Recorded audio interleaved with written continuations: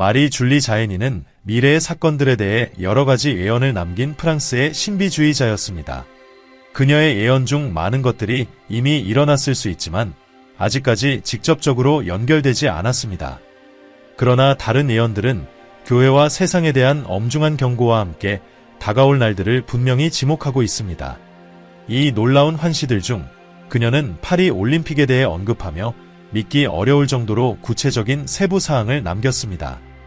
이는 그녀의 말이 남겨진 지 약 100년이 지난 지금까지도 불가사의한 것으로 여겨집니다. 자에니는 프랑스가 하나님을 모독하게 될 것이며 그로 인해 종말적인 재앙이 닥칠 것이라고 예언했습니다. 1917년 5월 13일 포르투갈 파티마에서 3명의 어린이가 성모 마리아의 발현을 목격했다고 보고했습니다.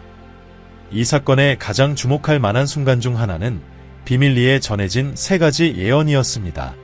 첫 번째는 지옥의 환상으로 어린 목동인 하신타와 프란치스코에 이른 죽음을 예견했습니다. 두 번째 예언은 제2차 세계대전의 발발을 정확하게 예견했습니다. 세 번째 파티마 비밀에 대해서는 성모 마리아께서 1960년에 공개할 것을 요청하셨으나 바티칸은 이를 비밀로 유지하기로 결정했습니다. 2002년 5월 13일에야 비로소 세계는 예언의 내용을 알게 되었습니다. 그러나 파티마 사건 이전에 마리 줄리는 이미 종말에 관한 인상적인 예언을 했으며 그녀의 환시는 파티마의 환시들과 얽혀 서로의 진실성을 확인해주는 듯합니다.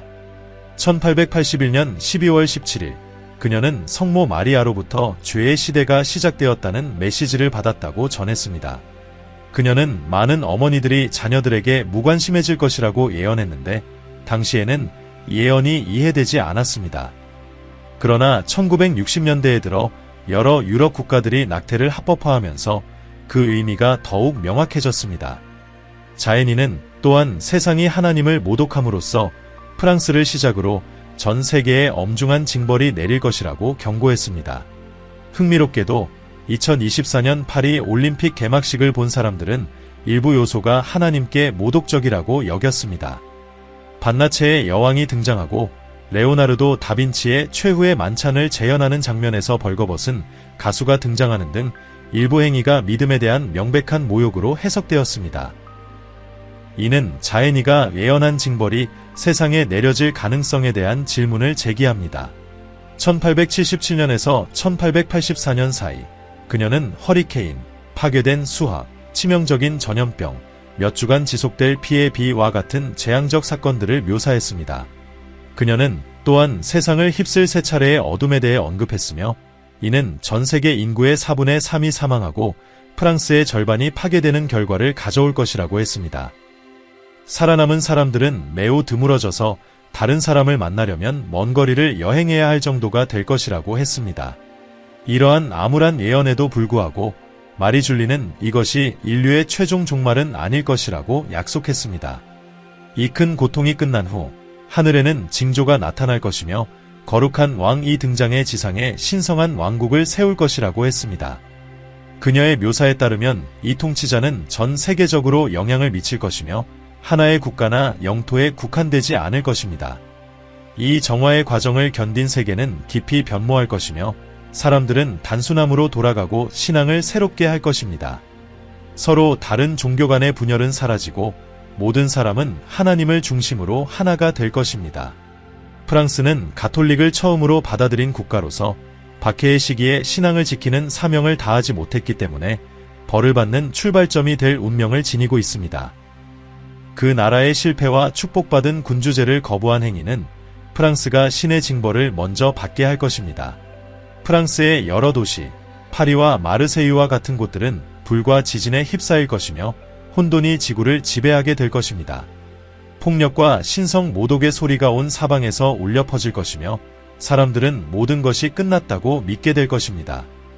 그러나 자에니는 악이 반드시 종결되어야 한다고 분명히 했습니다. 악이 멈추지 않으면 의로운 자들마저도 타락할 수 있기 때문입니다. 교회는 이 격변 속에서 승리할 것이라고 그녀는 확언했습니다.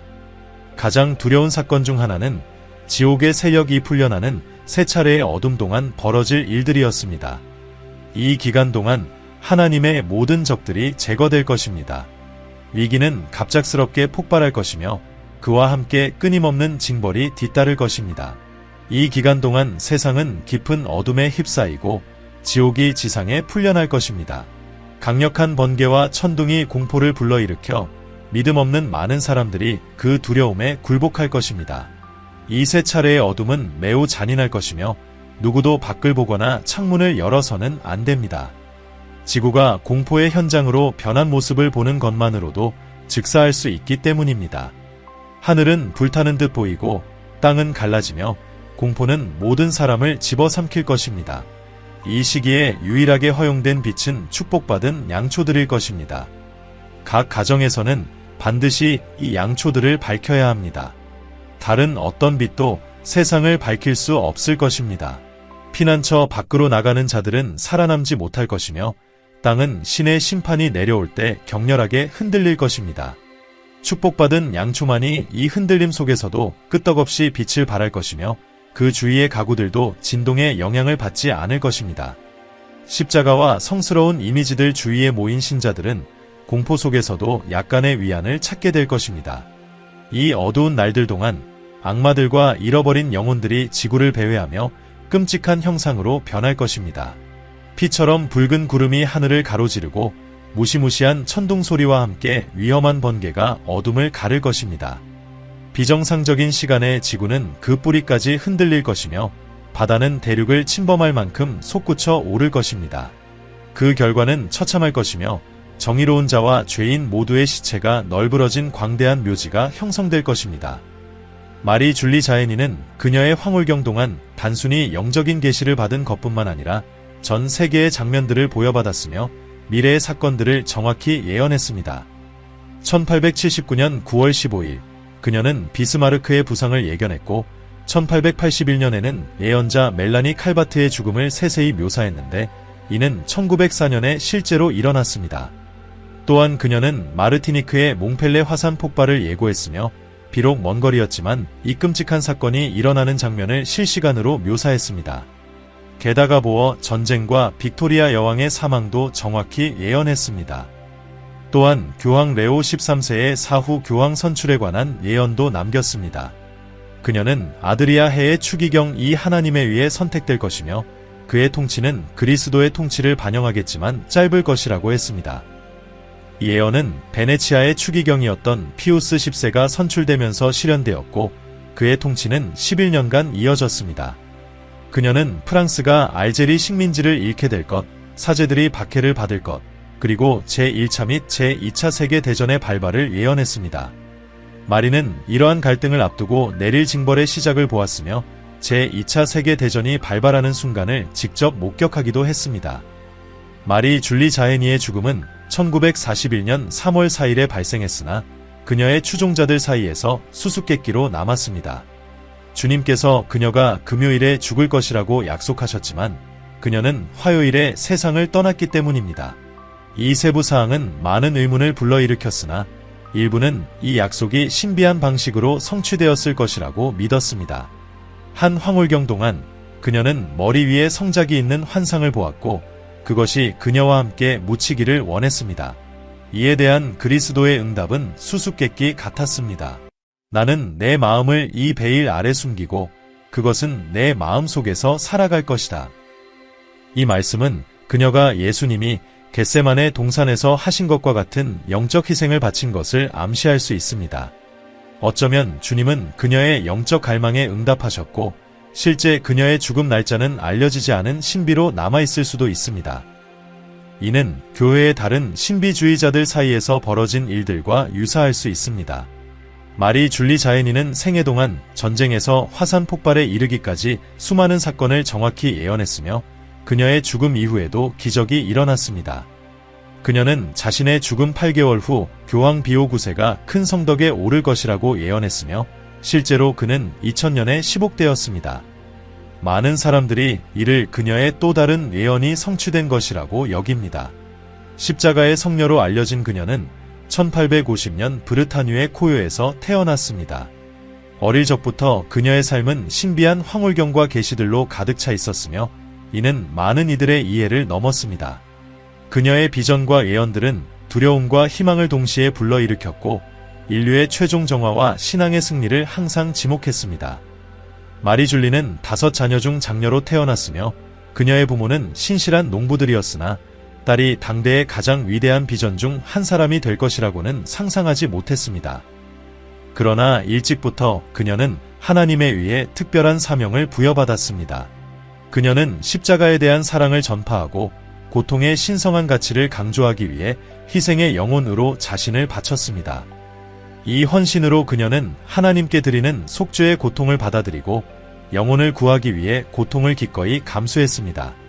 그녀가 하늘로부터 받은 특별한 은총들은 오래전부터 성인들과 신비주의자들이 경고해온 징벌을 상기시키는 강력한 메시지였습니다.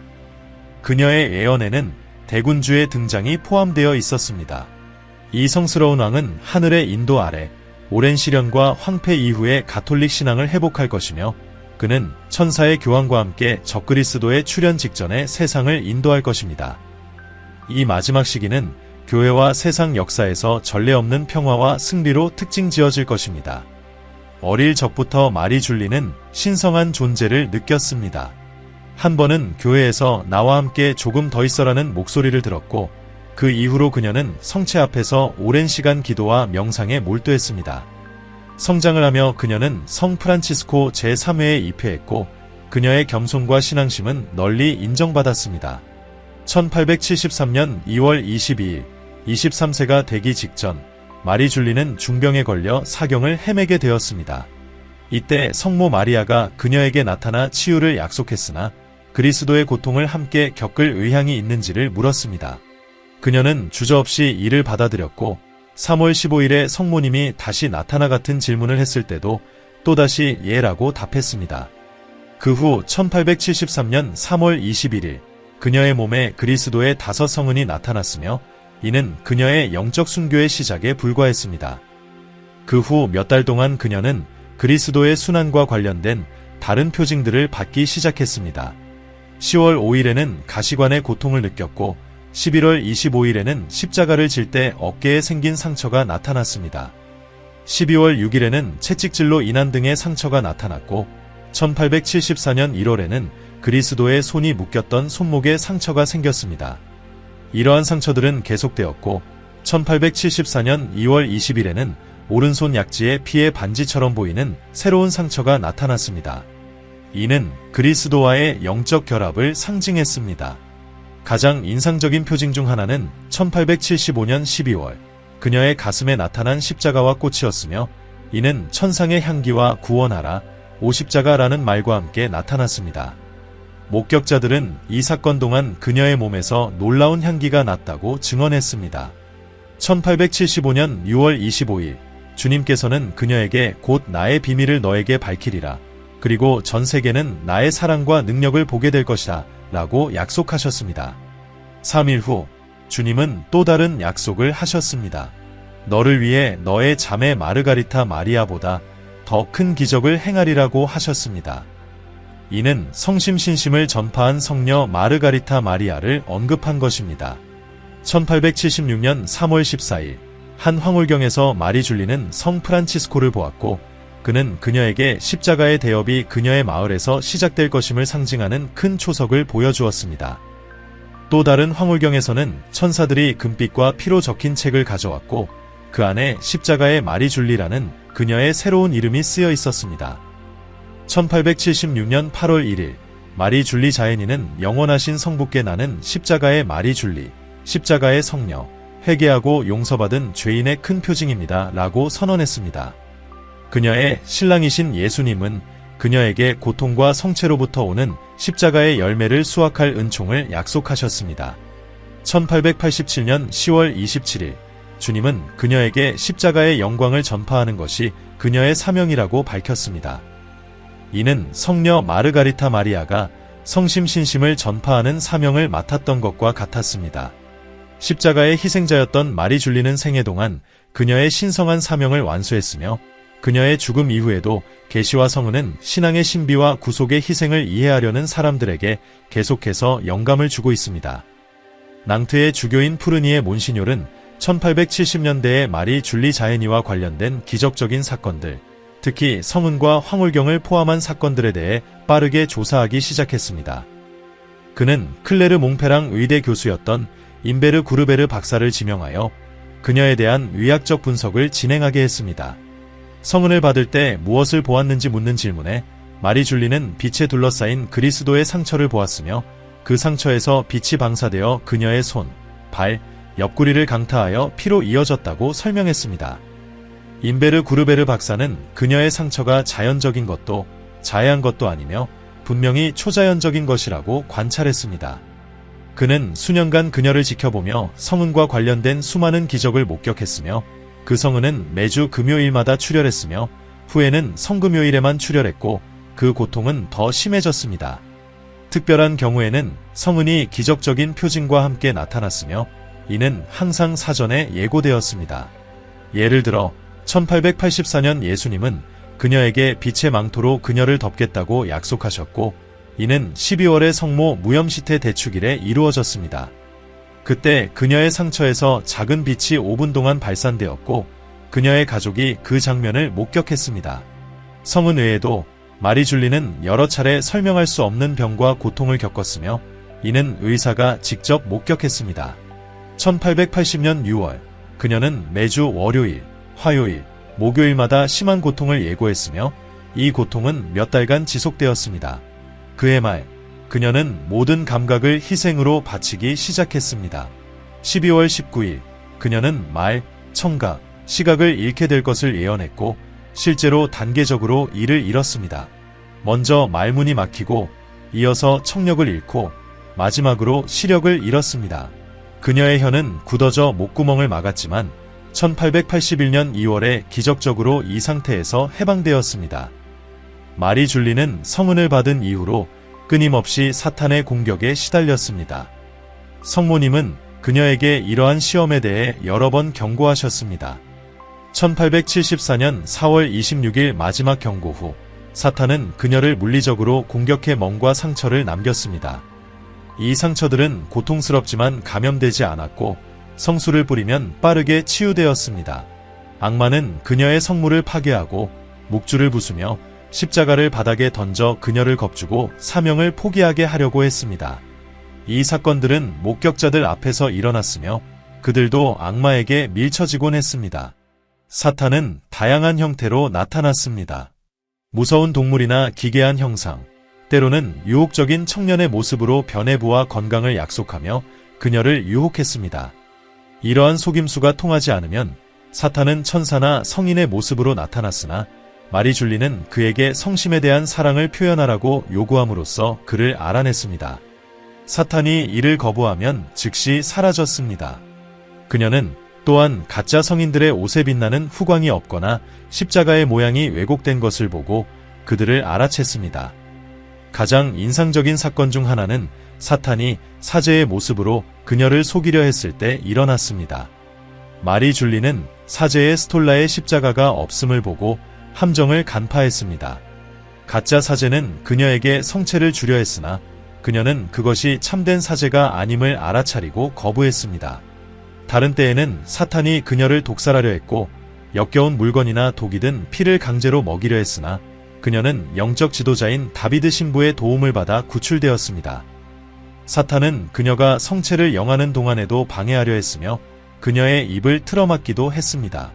그러나 다비드 신부는 옆에서 인내하며 기다렸고 결국 사탄은 물러갔습니다. 이러한 공격은 무서웠지만 마리 줄리는 이를 영혼 구원을 위한 희생으로 바쳤습니다. 성수를 뿌리기만 해도 사탄은 물러갔습니다. 마리 줄리의 황홀경은 정기적으로 일어났으며 다른 신비주의자들과 마찬가지로 초자연적 현상이 동반되었습니다. 황홀경 동안 그녀의 모든 신체 반응은 완전히 멈추었으며 그녀는 바늘로 찔리거나 불에 닿거나 강한 빛을 쬐어도 반응하지 않았습니다. 그녀는 신성한 존재와 깊은 연합 상태에 있었습니다. 이러한 사건들은 성은 악마의 공격과 함께 그녀가 겪은 강렬한 영적 순교의 일부였으며 그녀는 이를 통해 인류를 위해 중재하고 다가올 시련에 대해 경고했습니다. 마리 줄리 자에니는 여러 가지 초자연적인 현상을 경험했으며 그 중에는 공중부양도 포함되었습니다. 그녀는 축복받은 물건과 축성되지 않은 물건을 구별하는 능력을 가졌습니다. 예를 들어 그녀는 성체가 축성되었는지 여부를 알아차릴 수 있었으며 성스러운 물건 앞에서는 입맞춤으로 존경을 표했고 축복받지 않은 물건에는 무관심하거나 경의를 표하지 않았습니다. 1877년 10월 18일 마리 줄리는 자신의 십자가의 길 신비 체험을 중단하고 성 프란치스코의 성화를 가져달라고 요청했습니다. 방문한 한 신부가 자신의 성무일도서에서 성화를 꺼내 주었으나 그녀는 그 성화를 경배하지 않았습니다. 다비드 신부는 곧 그 성화가 축복받지 않았음을 깨달았고 축복 후에야 마리 줄리는 그 성화를 경건하게 입맞춤하며 존경을 표했습니다. 또 다른 경우에는 그녀가 묵주를 경배하는 것을 거부했는데 이는 그 묵주에 있던 십자가가 교체되었으나 축복받지 않았기 때문이었습니다. 역시 축복 후에야 그녀는 그 묵주를 경배했습니다. 또한 그녀는 자신의 황홀경 동안 성유물에 대해 놀라운 지식을 보여주었습니다. 한 가지 주목할 만한 사례로 아무런 사전 정보 없이도 마리 줄리는 라 프로네리 후작이 소유한 성유물이 그리스도의 옆구리를 찌른 창의 일부이며 그 안에 그분의 심장의 일부가 포함되어 있음을 확인했습니다. 이는 다른 사람에게는 알려지지 않은 사실로 그녀가 신성한 존재와의 초자연적 연관을 갖고 있음을 증명하는 사건이었습니다. 마리 줄리는 자주 예수님, 성모 마리아, 성인들의 방문을 받았으며 이들은 그녀에게 영적 위안을 주었습니다. 그녀는 또한 성부와 성령의 환시를 경험했는데 성령은 비둘기나 불꽃 모양으로 나타났습니다. 그녀에게 자주 나타난 성인 중에는 성요셉이 있었는데 1880년 4월 1일에 한 황홀경에서는 성요셉과 장난스럽게 은총을 더 많이 받으려 애쓰기도 했습니다. 그러자 예수님이 나타나셔서 은총이 이미 충분하다고 하며 개입하기도 했습니다. 그녀는 다음과 같은 중요한 예언들을 남겼습니다. 첫 번째 예언, 교회와 교황에 대한 박해. 마리 줄리는 가톨릭 교회가 심각한 박해를 겪을 것이라고 예언했습니다. 이 박해는 외부와 내부에서 모두 발생할 것이며 교회의 전통적인 가르침을 공격하거나 변형시키려는 종교적, 정치적 지도자들의 시도가 있을 것이라고 했습니다. 그녀는 이러한 암울한 시기에 신자들이 큰 혼란을 겪으며 많은 사람들이 참된 기독교 교리를 의심하고 신앙에서 멀어질 것이라고 예견했습니다. 그녀는 교회 내에 심각한 분열과 분열이 일어날 것이라고 경고했으며 이 위기가 기독교를 파괴하고 사람들을 하나님으로부터 멀어지게 하려는 더 큰 노력의 일환이라고 했습니다. 이 시련의 시기에 신자들은 박해를 받을 것이며 많은 이들이 순교자가 될 것이라고 했습니다. 그러나 그녀는 믿음의 굳건히 남은 자들은 하나님의 보상을 받을 것이라고 확신했습니다. 두 번째 예언, 신의 징벌과 자연재해. 그녀는 또한 인류의 죄와 신앙으로부터의 멀어짐으로 인해 하나님이 큰 징벌을 내릴 것이라고 예언했습니다. 그녀는 지진이 땅의 균열을 일으키고 건물이 무너지고 도시들이 파괴되는 등 재앙적인 자연재해들을 묘사했습니다. 폭풍우와 번개, 천둥이 일반적인 파괴를 일으킬 것이며 허리케인과 홍수가 넓은 지역을 휩쓸 것이라고 했습니다. 또한 그녀는 전 세계적인 기근이 기후변화로 인해 발생할 것이라고 말했습니다. 이는 극심한 가뭄과 폭우로 인해 농작물이 파괴되어 특히 가난한 사람들에게 큰 고통을 안겨줄 것이라고 했습니다. 게다가 전염병과 질병이 빠르게 퍼져 수많은 사람들의 건강을 위협할 것이라고 경고했습니다. 마리 줄리 자이니는 세계 지도자들의 탐욕과 이기심으로 인해 발생할 파괴적인 전쟁들을 예언했습니다. 이러한 전쟁들은 대규모의 고통과 고난을 초래할 것이며 그녀는 이를 인류를 바로잡고 신앙과 순종의 길로 되돌리기 위한 신의 시도로 보았습니다. 그녀는 이러한 사건들이 사람들에게 회개하고 하나님의 가르침에 따라 살라는 부름이라고 경고했습니다. 마리 줄리는 어려운 시기에 하나님을 신뢰하는 이들에게는 신의 보호가 주어질 것이며 결국 평화가 회복될 것이라고 약속했습니다. 그녀는 이 시련의 시기가 영적 준비 과정이며 신자들에게는 신앙을 새롭게 하고 최종적인 승리를 얻을 기회라고 믿었습니다. 마리 줄리는 여러 미래의 사건들을 예언했으며 그 중에는 대규모 내전과 무정부 상태가 포함되어 있었습니다. 그녀는 국가 간의 갈등뿐 아니라 사회 내부의 투쟁, 즉 이웃들 간의 전쟁 같은 상황을 보았습니다. 평범한 사람들이 정부에 반발하고 질서와 법이 무너져 혼란에 빠질 것이라고 했습니다. 이 혼돈의 상황은 전통적인 군대 간의 전쟁이 아닌 거리에서 벌어지는 싸움이 될 것이며 시민들이 서로를 불신하고 배신하게 될 것이라고 했습니다. 마리 줄리는 무정부 상태에서 정부들이 통제력을 잃고 사람들이 보호받지 못한 채로 남겨질 것이라고 예언했습니다. 상점들이 약탈당하고 거리에는 폭력이 만연할 것이라고 했습니다. 가족들은 살아남기 위해 숨고 자신을 지켜야 할 것입니다. 그녀는 이 폭력이 빠르게 확산되어 대규모 파괴와 전반적인 고통을 초래할 것이라고 경고했습니다. 이 붕괴의 원인은 가난, 사회적 불애, 그리고 권력을 추구하는 지도자들의 조작에 있다고 보았습니다. 마리 줄리는 이 혼돈의 시기를 극복하기 위해 사람들이 사랑과 신앙, 그리고 이웃에 대한 존중을 회복해야 한다고 경고했습니다. 그렇지 않으면 인류는 더 큰 파괴에 직면하게 될 것이라고 했습니다. 네 번째 예언, 위대한 군주와 성스러운 교황의 등장. 오랜 고난의 시기 후 마리 줄리는 하나님이 보내신 특별한 지도자인 위대한 군주의 등장을 예언했습니다.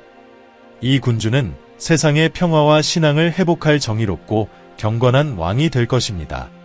그는 신의 인도로 국가들을 통합하고 불의를 바로잡을 것이며 처음에는 인정을 받지 못하고 고난을 겪겠지만 결국 절망 속에서 구원자로 여겨질 것이라고 했습니다.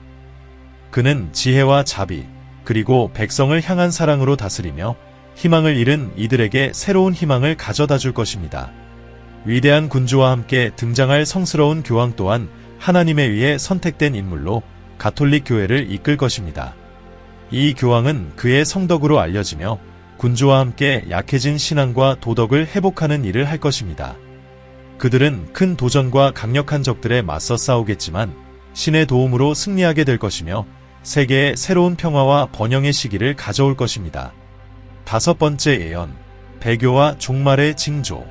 마리 줄리는 종말의 큰 징조 중 하나로 배교의 시기를 예언했습니다. 그녀는 많은 사람들이 신앙을 버리고 하나님으로부터 멀어지는 시대가 올 것이라고 보았습니다. 이 시기 동안 사람들은 물질주의에 빠지고 쾌락, 돈, 권력을 추구하며 살아갈 것이라고 했습니다. 이 기간 동안 기독교의 가치와 도덕은 무시되거나 조롱받을 것이며 사회는 종교적 원칙에서 멀어지게 될 것입니다.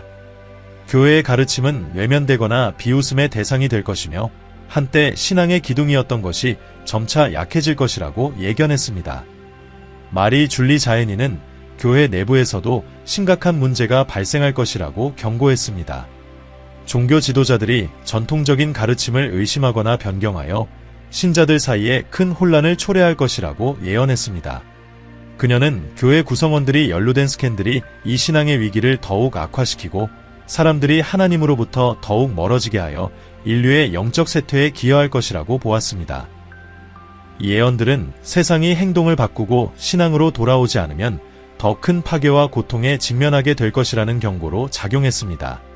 그녀는 심각한 의심의 시기가 올 것이라고 예언했으며 이 시기에 참된 기독교 교리가 왜곡되고 그 자리를 그리스도의 가르침을 반영하지 않는 사상들이 대신할 것이라고 했습니다.